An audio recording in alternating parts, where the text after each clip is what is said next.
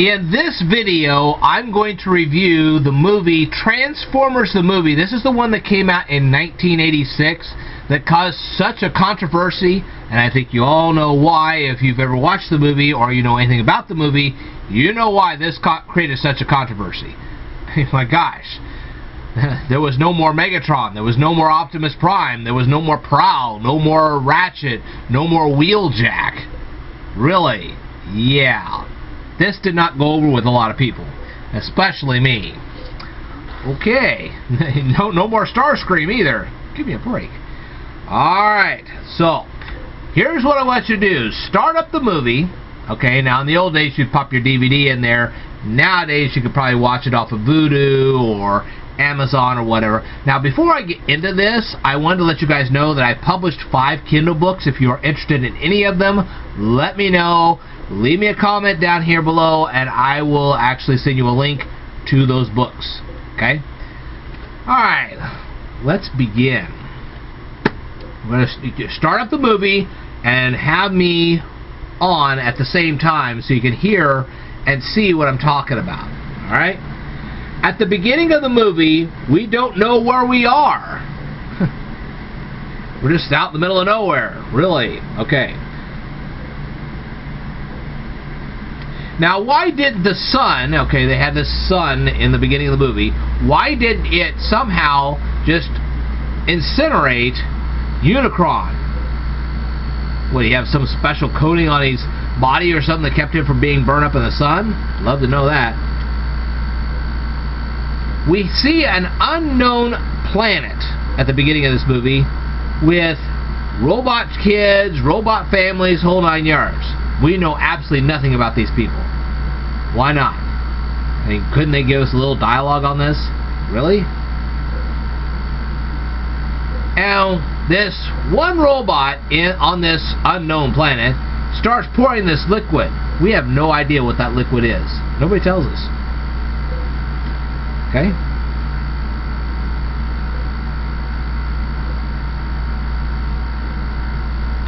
Okay, now think about this for a second. Here we are on Earth, and we have things like the Hubble telescope and other telescopes that can pick up things extremely far away. And you're telling me that no one person on this remote planet, wherever it was, didn't pick up on Unicron coming long before it got there? Really? I don't believe that. Now the robots, it makes it worse that these robots on this unknown planet, they've known about Unicron for some time, and they had never built up any planetary defenses or anything to stop him? Really? Especially then they couldn't detect him so far away? At least give it a try. Or how about a plan for evacuation? No plan there. Right. Okay. Now you're telling me that Optimus Prime and Megatron have been on Cybertron for a long, long time. They never heard of Unicron. They didn't know where he was. Nothing. Really? I'm not buying that at all. And the Decepticons actually beat the Autobots? Really? I love that. And no Autobot detected the arrival of Laserbeak. None. Right. I don't believe that. And Optimus Prime didn't hide the shuttle somewhere, you know, had it like a canopy on it or something until it was right time to launch the dang thing. Oh, hey, look, Megatron, we got a shuttle over here. Just go back and blow it up.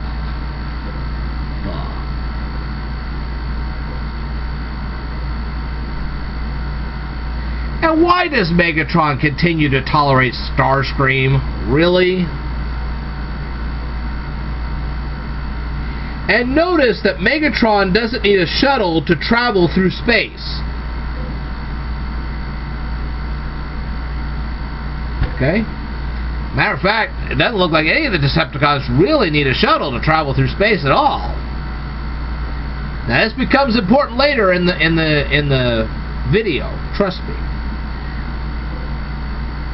And there are no Decepticon detection systems on that shuttle. They didn't know these guys were coming until they were already there. Right. I'm not buying that either. And I have to admit, the Autobots are pretty terrible shots. They kind of remind me of the Stormtroopers in Star Wars A New Hope. And the shuttle has gravity. I love that. And no Autobot sentry, okay? You're telling me they didn't have like a couple of guards on the ship just in case the Decepticons arrived to attack them first? Right. And nobody even attempted to communicate with the shuttle long before it ever reached Earth. They could have picked that thing up a long time in the past. And why did the Autobots need energy from Earth? Couldn't they just draw it from a nearby sun or, you know, gravity winds or anything other than Earth? Why didn't Hot Rod contact Kup before he fired on the shuttle? He should have said, hey, Kup, look at this, and then fired. And Hot Rod, like every other Autobot, apparently has bad aim. Really? And Hot Rod just stands there as Blitzwing is directly aiming at him. Right.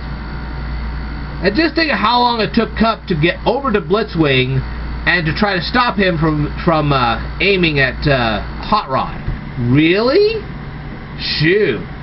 By the time Kup got there, Blitzwing could have just taken out Hot Rod. Okay. And the Insecticon, now keep in mind, I know about the toys, okay? The Insecticon is so big that it knocked over Blitzwing? Really? Uh-huh, I don't think so. And, hey, we're already at the Autobots having bad aim. Why don't we just have the Decepticons have just as bad aim as the Autobots? Really? And it seems that only Optimus Prime has good aim. The rest of these guys, they're almost a joke. Okay, and you're telling me the Soundwave didn't have some device in his whatever that could have jammed the signal of the Autobots before he sent the cassette tapes up there to stop them? Right, I don't believe that. And you're telling me that Optimus Prime did not leave the he didn't leave the Dinobots on Earth to protect Autobot City from the Decepticons. That's amazing.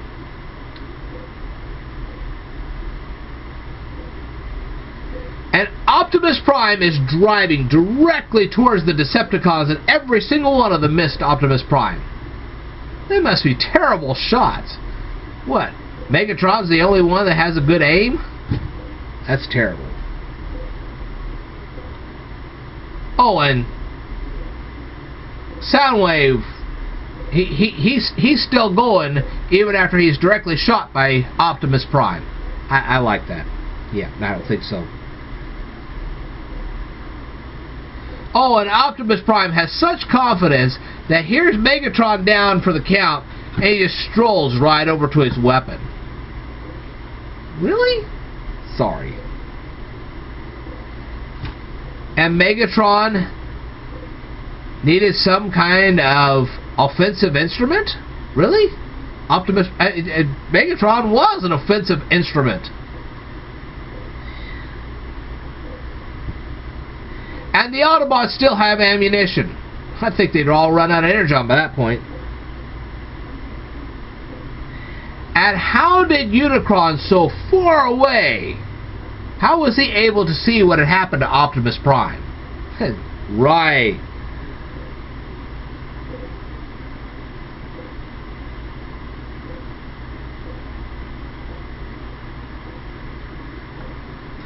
Oh, and let's not forget all those Autobots that are still on the 2 moons of Cybertron. They didn't detect Unicron either, not until it was too late. I don't believe that for a second. Now think about that. Daniel's in his exosuit, and you're telling me that Daniel did not sustain a single injury when he transformed that exosuit. Huh, right. And none of the Autobots run out of energy. None of them do. Optimus Prime... Oh, Optimus Prime is finished off. And now Galvatron is even more powerful than Megatron was, and he can't finish off Ultra Magnus. Right.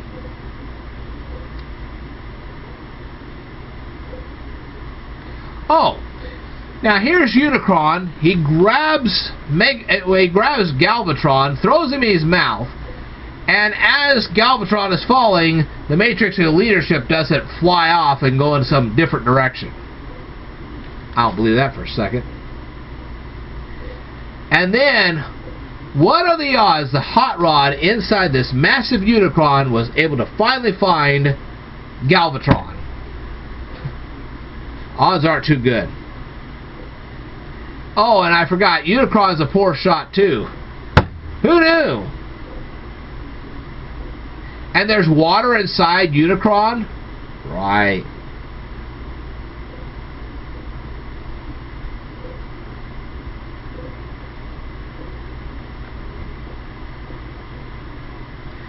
And Unicron made Galvatron so much more powerful than ever before, but yet Unicron, after doing this for Galvatron, Galvatron could not defeat Hot Rod. Right. And Unicron just suddenly removes his leg. No explanation why. Oh, and then Spike and Daniel did not transform themselves in their exosuits when they were trying to leave Unicron. Why? And what was Unicron's destiny? That's never told to us.